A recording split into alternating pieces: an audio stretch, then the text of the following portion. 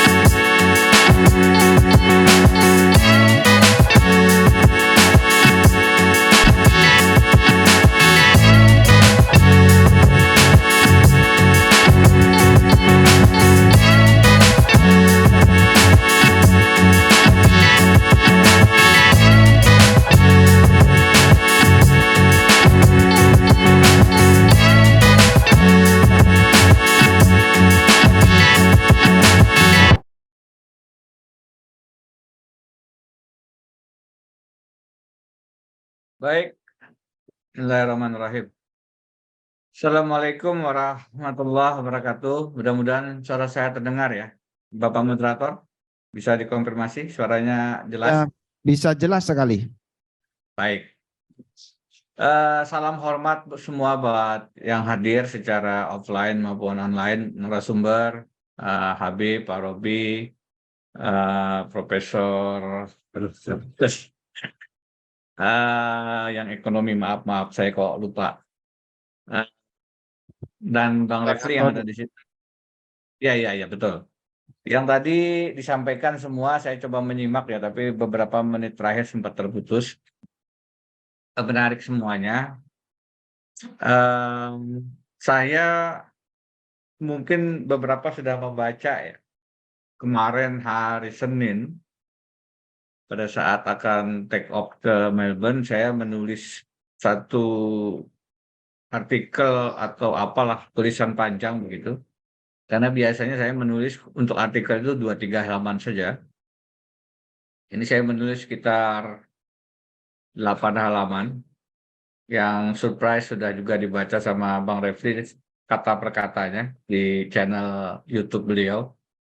Dan di situ memang saya agak gambarkan ya kerisauan saya terkait dengan perjalanan Pilpres 2024. Saya ringkaskan saja apa yang saya tulis di sana dan nanti jadi bahan diskusi kita. Pertama, secara tata negara, argumen yang menjadi dasar tulisan itu adalah seharusnya semua penyelenggara negara, termasuk penyelenggara pemilu, kalau kita bicara penyelenggara pemilu secara tata negara itu ada KPU, Komisi Pemilihan Umum, Bawaslu dan jajarannya, DKPP, itu adalah wasit-wasit yang harus bersikap netral. Jadi ibarat pertandingan sepak bola, ada wasit yang memimpin pertandingan, mempunyai peluit, menentukan pelanggaran, memberikan penalti, menentukan gol atau tidak, dan akhirnya menentukan pemenang. Ada penonton yang harus memang memberikan apresiasi kepada tim yang bermain fair, menang, dan seterusnya. Ada para pemain, dalam hal ini adalah pasangan-pasangan calon yang bertanding, berkompetisi. Nah, yang saya soal dalam tulisan kali ini fokus kepada wasit. Lebih fokus lagi kepada kepala negara, Presiden Joko Widodo. Bahwasanya seorang presiden itu punya preferensi sebagai pribadi, seorang presiden punya kecenderungan siapa calon presiden yang ingin beliau harapkan menang, itu normal, itu manusiawi. Toh beliau juga punya hak suara, bisa mencoblos. Yang saya soal adalah kalau kemudian presiden sebagai kepala negara, kepala pemerintahan menggunakan pengaruh dan kewenangannya untuk mendorong kemenangan salah satu kontestan dan menjegal, menolak calon kontestan yang lain. Nah, itu yang saya sebut dengan rumus Jokowi 9 strategi 10 sempurna. Mengambil dari rumus makanan 4 sehat 5 sempurna. Kalau kita ulas satu-satu secara singkat saja ya, tidak usah panjang lebar. Pertama, di awal-awal ada lingkaran istana yang mendorong adanya opsi penundaan pemilu. Opsi ini diberi dasar adanya COVID-19. Seiring perjalanan waktu dia menjadi kehilangan logika pembenarannya. Kemudian juga kita pernah mendengar tentang perubahan konstitusi untuk memperpanjang masa jabatan Jokowi untuk bisa lebih dari 2 periode. Ini tidak terlalu populer bahkan di kalangan partai politik karena sudah pada siap untuk pilpres, dan kemudian juga paling sulit ketika Ketua Umum PDI Perjuangan Megawati Soekarnoputri mengatakan harusnya semua maksimal 2 periode. Strategi ketiga dan keempat itu adalah menguasai penegak hukum, terutama misalnya KPK. KPK itu digunakan sebagai alat untuk merangkul kawan dan memukul lawan. Dan yang keempat ini sekaligus ada upaya-upaya untuk memperalat hukum sebagai bagian dari strategi pemenangan pemilu. Kita sama-sama paham, sudah menjadi rahasia umum, beberapa pimpinan partai punya persoalan-persoalan hukum. Ada yang terkait dengan minyak goreng, ada yang disebut dengan kardus duren, ada yang disebut dengan izin lahan. Ada tokoh yang dari hasil diskusi saya dengan beberapa pihak disiapkan kasusnya korupsi di Bank Banten. Dengan informasi harusnya harganya itu 900 miliar, hanya dibeli dengan 500 miliar. Wah, ini kemudian tersandera juga. Mengapa ini menjadi penting untuk diulas? Karena akhirnya arah koalisi dan pencalonan itu didrive bukan karena keinginan partai politik secara genuine, tapi karena ketakutan-ketakutan. Dan akhirnya koalisi yang dibangun itu tidak bebas nilai dari kepentingan-kepentingan status quo. Jadi ada ketakutan kalau tidak mendukung calon ini atau tidak turut dengan apa yang diingin Pak Jokowi, maka akan ada kasus-kasus yang muncul. Strategi kelima, kalau ternyata tidak, lagi-lagi ada ancaman di misalnya tidak lagi menjabat sebagai pimpinan partai politik. Nah, ini terkait dengan dukungan kepada Anies. Jadi saya pernah berkomunikasi dengan salah satu pimpinan partai, ada kebutuhan untuk advokasi hukumnya. Saya bilang, oke, saya bisa bantu. Syaratnya cuma satu, katanya, tidak mendukung Anies Baswedan. Jadi partai ini kemudian menarik untuk didiskusikan karena saya bilang, bukankah Anda basisnya adalah pemilih-pemilih Anies yang mengatakan betul, dan kenapa tidak mendukung Anies? Nanti 2024 bisa hilang. Jawabannya menarik. Kalau tidak mendukung Anies, ya mungkin 2024 hilang. Tidak ada lagi di parlemen, tidak cukup electoral threshold-nya. Tapi kalau mendukung Anies sekarang, hilangnya sekarang, gitu. Strategi keenam, ini terkait dengan komposisi hakim di Mahkamah Konstitusi. Kita sama-sama paham bahwa peran strategis MK itu menjadi pemutus pengadil terakhir dalam sengketa hasil pemilu. Karena itu menjadi penting untuk punya komposisi minimal 5 orang di Mahkamah Konstitusi dari 9 yang ada. Kemarin kita mencatat ada penggantian Hakim Aswanto yang melanggar prinsip independence of the judiciary karena melanggar prinsip kemerdekaan kekuasaan kehakiman. Kenapa demikian? Karena Hakim Aswanto ini sebenarnya duduk di komposisi hakim yang pro status quo, tapi pada saat menguji Undang-Undang Ciptaker, dia bergeser kepada 4 hakim yang lain, dan itu adalah kesalahan yang fatal dari kacamata status quo, sehingga ditarik. Penggantinya Hakim Guntur, yang awalnya Sekjen MK, itu sebenarnya punya skandal pengubahan pengubahan putusan MK. Sayangnya dengan skandal mengubah putusan yang sangat kesalahan sangat mendasar itu, sanksinya hanya teguran lisan saja, sangat ringan. Kenapa demikian? Tidak aneh kalau kemudian kita bisa menduga, memprediksi bahwa ini akan berbalik jasa dengan putusan-putusan yang nanti akan menguatkan kepentingan status quo. Terakhir, pada saat terpilih lagi Ketua MK, Anwar Usman yang merupakan adik ipar Pak Jokowi, ini menguatkan bahwa komposisi hakim sudah disiapkan untuk memenangkan strategi pilpresnya Pak Jokowi. Strategi ketujuh, Jokowi tidak hanya mendukung Ganjar Pranowo yang menurut saya akan saat ini ya, tentu akan dinamis ya, tapi saat ini akan dipasangkan dengan Sandiaga Uno. Tapi juga mendukung Prabowo Subianto dengan Erlangga Hartarto. Mengapa demikian? Karena Pak Jokowi melihat kalau hanya 2 pasangan calon, itu bagusnya tidak ada Anies. Jadi ada survei CSIS yang dibaca oleh beliau yang kemudian itu menunjukkan kalau head to head antara Ganjar dan Anies, maka Anies menang. Demikian juga kalau head to head antara Prabowo dan Anies, maka Anies menang. Maka yang diharapkan adalah sebenarnya hanya ada 2 pasangan calon.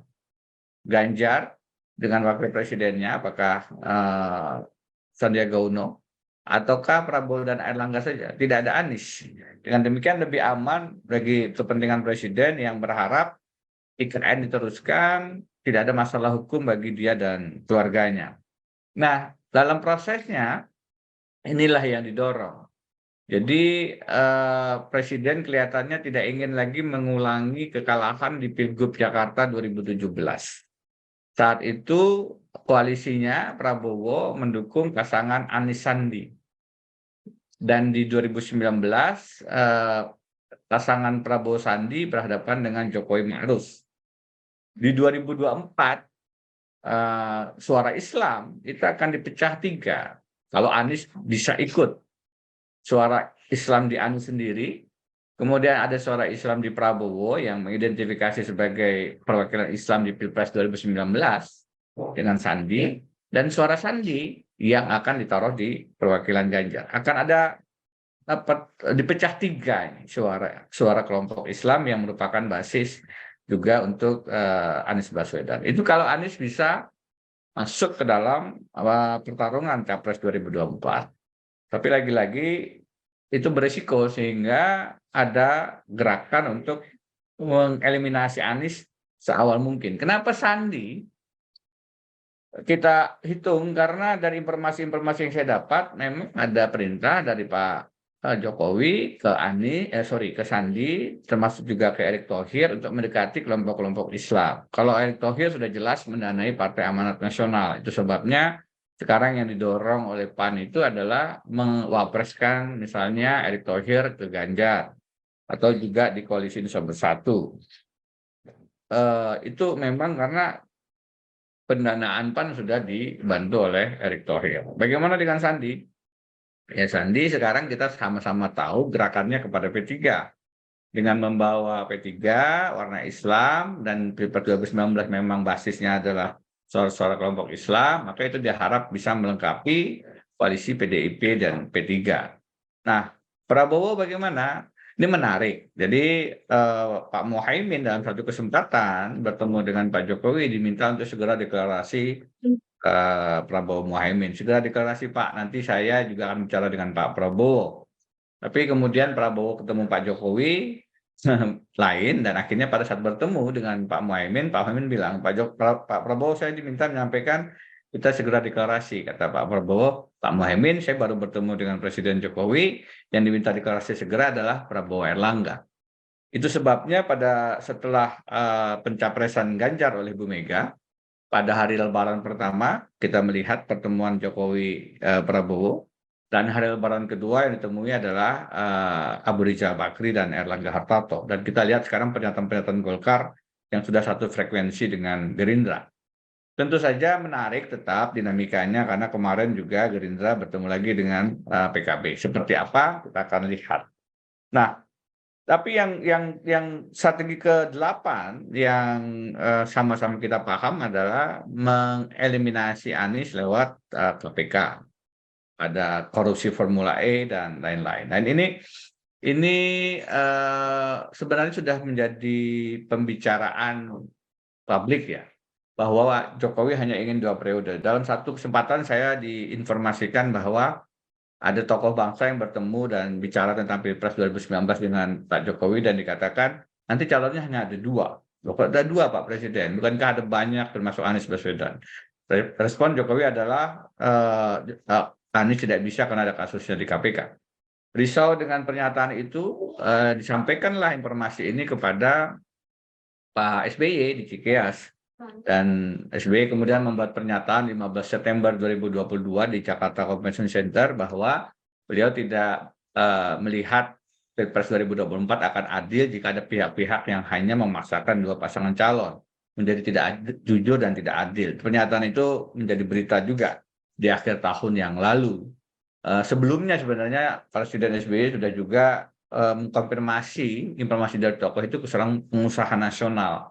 Dan dikonfirmasi memang bahwa ya betul Pak Presiden SBY, saya juga mendapatkan sinyal yang sama dari Pak Jokowi bahwa calonnya hanya ada 2. Jadi Anies kemudian diupayakan untuk tidak ikut pencalonan, salah satunya lewat korupsi Formula E. Yang paling mengganggu adalah strategi ke-9, yaitu mencaplok partai ya. Nah, kita tahu bagaimana ada upaya untuk memecah PKS, menjadi PKS dan Gelora. Kita tahu bagaimana ada upaya untuk mengganggu P3, termasuk dengan mengganti ketua umumnya. Salah satu indikasinya karena pernah bertemu dan beberapa kali bertemu dengan Anies Baswedan. Kemudian kita tahu juga banyak upaya-upaya untuk mengontrol partai, bagaimana ketua umum Golkar itu sebenarnya keterlibatan Menko Polkam pada saat itu untuk mengarahkan kepada Erlangga Hartarto. Dan yang terakhir, yang paling sekarang bisa membuat tiket capres Anies bisa hilang adalah pencopetan Demokrat yang dilakukan oleh Jokowi. Karena orang menyebutnya Muldoko. Kalau saya sebut adalah Presiden Jokowi. Kenapa? Karena Muldoko adalah kepala staf presiden. Saya berkali-kali dalam beberapa hari ini bertemu dengan lingkaran istana yang mengatakan Presiden Jokowi tidak setuju. Kalau ada pimpinan tidak setuju anak buahnya merampok, mencopet, maka langkah yang dilakukan bukan diam. Ada sekarang viral itu seorang ayah, polisi membiarkan anaknya memukul. Maka ayahnya menjadi tersangka juga. karena membiarkan terjadinya kejahatan di depan matanya. Nah, Muldoko jelas-jelas sedang berusaha untuk merampok, mencopet Demokrat. Kalau kemudian dikatakan Presiden Jokowi tidak setuju karena berisiko ada hubungan buruk dengan Presiden SBY, maka harusnya dia mengambil langkah tegas dengan mereshuffle, menghentikan langkah-langkah Muldoko itu. Tapi kita tahu sudah sekian lama ini proses berjalan dan terakhir ada peninjauan kembali di Mahkamah Agung. Jadi bapak-bapak, ibu-ibu, partai politik Demokrat itu ingin diambil lewat Munaslup di Medan, kemudian ada gugatan-gugatan, semuanya rame, dan akhirnya hanya tersisa satu langkah hukum, yaitu peninjauan kembali di Mahkamah Agung. Dilakukan Muldoko beberapa waktu yang lalu, dan ini tidak boleh dianggap enteng, karena saya mendapat informasi dari seorang rekan advokat, dia dihubungi oleh Hakim Agung yang sedang terjerat perkara mafia hukum di KPK, menjadi tersangka, minta advokat ini untuk menjadi kuasa hukumnya. Setelah dipelajari memang tidak berkenan karena memang ada kasus korupsinya. Tapi yang menarik dari seorang advokat ini adalah bahwa dia mengatakan, Mas, sampaikan ke Pak SBY, para hakim ini, hakim-hakim agung ini sudah menyatakan akan dibantu. Mereka akan dilokalisir kasusnya, dibantu diringankan hukumannya sepanjang ada tukar guling dengan perkara PK yang akan diajukan oleh Muldoko atas Partai Demokratnya AHY. Jadi sedemikian langkah-langkah yang dilakukan untuk menjegal Anies. Karena kalau Partai Demokrat berhasil dicopet, dirampok dari AHY, maka tentu saja Muldoko arahnya tidak mencapreskan Anies. Kalau sampai Demokrat tidak ada lagi, maka memang berat untuk mencari partai yang lain yang sekarang sudah memilih kepada Ganjar atau Prabowo. Tentu saja menjadi menarik untuk melihat bagaimana Muhaimin misalnya. Apakah dia akan bertahan di Prabowo kalau tidak mendapatkan posisi wapres. Tapi kalaupun dia bergeser ke Anies, sebagaimana ada pembicaraan juga dengan Pak Surya Paloh, tentu saja juga akan muncul ancaman-ancaman kasus hukum yang dialamatkan kepada Muhaimin dan PKB. Nah, ini semua kalau dirangkum menjadi persoalan politik hukum, ketatanegaraan, bagaimana Pilpres 2024 itu sedang didesain oleh Presiden Jokowi untuk memenangkan calonnya. Bagi beliau, saya melihat preferensinya adalah Ganjar. Tapi kalau misalnya pun yang menang Prabowo dengan Erlangga, beliau juga akan nyaman dan aman. Somehow, beliau tidak merasa nyaman dengan Anies. Saya tanyakan kenapa, mungkin karena persoalan Pilgub Jakarta, mungkin karena melihat Anies sejak lama bersiap menjadi presiden sehingga dari reshuffle, tapi sangat kuat pesannya bahwa jangan sampai Anies menjadi presiden. Nah, itu tidak mengapa kalau ada preferensi-preferensi, tetapi yang menjadi soal adalah kalau sekali lagi presiden tidak menjadi wasit yang netral. Ada yang mengkritik saya, apa ada sih yang netral? Kan biasanya juga ada preferensi. Satu, prinsip bahwa wasit netral itu harus disepakati dulu. Kalau kita tidak bersepakat di situ ya repot. Kalau kemudian ya boleh saja wasit tidak netral begitu, ya itu jadi repot. Menurut saya adalah prinsip universal bahwa di mana-mana wasit memang harus netral, tidak boleh berpihak, imparsial. Bahwasanya dalam prakteknya ada yang tidak netral, ya tidak bisa menjadi alasan pembenar bahwa kemudian itulah yang harus dipraktikkan dalam setiap pemilihan presiden. Bahwasanya setiap pemilu kita ada kecurangan, karena masih ada politik uang dan seterusnya, tidak bisa menjadi alasan untuk mengatakan, ya sudah biarkan saja praktek politik uang dan politik curang itu. Saya berpengalaman ikut kontestasi pemilihan gubernur Kalimantan Selatan. Yang saya sampaikan dalam ruang-ruang publik adalah perlawanan terhadap politik uang dan politik curang. Nah, itu yang rangkuman tulisan saya yang kelihatannya rupanya banyak dibaca dan menjadi perhatian beberapa kalangan dalam beberapa hari ini. Saya tulis di hari Senin, bukan tanpa alasan ketika saya akan terbang kembali ke Melbourne, jadi relatif lebih aman lah.